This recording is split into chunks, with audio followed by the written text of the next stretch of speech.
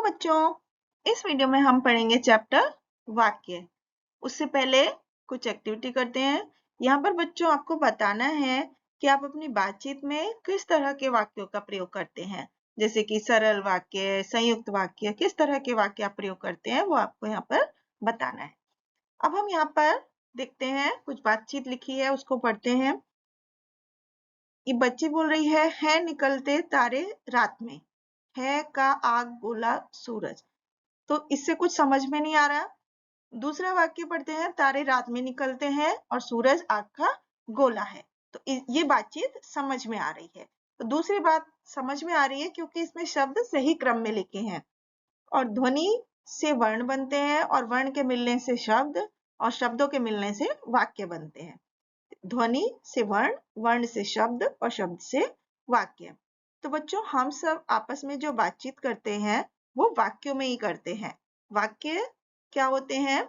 सार्थक शब्दों के व्यवस्थित और क्रमबद्ध समूह से बनते हैं जो किसी विचार को या बात को पूरी तरह से प्रकट करते हैं। तो अर्थ प्रकट करने वाले सार्थक शब्दों के व्यवस्थित समूह को हम वाक्य कहते हैं। अब हम पढ़ते हैं वाक्य के अंग। वाक्य के दो प्रमुख अंग होते हैं, उद्देश्य और विधेय। सबसे पहले उद्देश्य।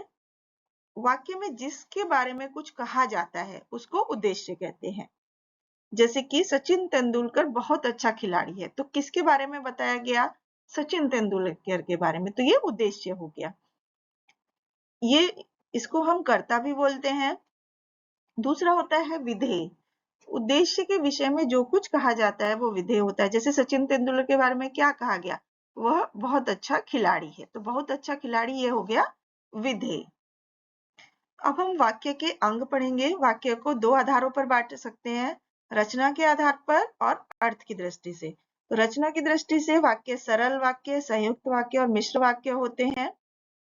सबसे पहले सरल वाक्य साधारण वाक्यों को बोलते हैं जिसमें कि कोई भी योजक शब्द प्रयोग नहीं होता और इसमें एक उद्देश्य होता है और एक विधेय होता है। जैसे सोहन कहानी की किताब पढ़ता है।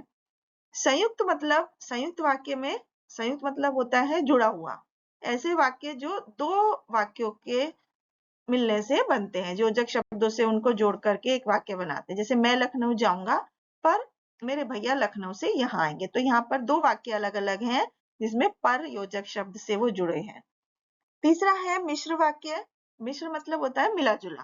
तो इसमें एक प्रधान वाक्य यानी मेन वाक्य होता है और दूसरा इस पर डिपेंडेंट वाक्य होते हैं। जैसे यदि परिश्रम करोगे तो सफलता पाओगे। अर्थ की दृष्टि से वाक्य 8 तरह के होते हैं। सबसे पहले विधानवाचक वाक्य। इन वाक्यों में किसी भी चीज के बारे में सामान्य जानकारी मिलती है। जैसे हम नदी में नहाते हैं, आज शुक्रवार है। प्रश्नवाचक वाक्य होते हैं, इसमें प्रश्न संबंधी जानकारी मिलती है। जैसे तुम्हारा भाई कहाँ रहता है, तुम क्या कर रहे हो। आज्ञावाचक वाक्य में कोई काम करने का आदेश या निर्देश दिया जाता है। जैसे कुर्सी यहाँ ले आओ, कृपया अपनी पुस्तक पढ़ो।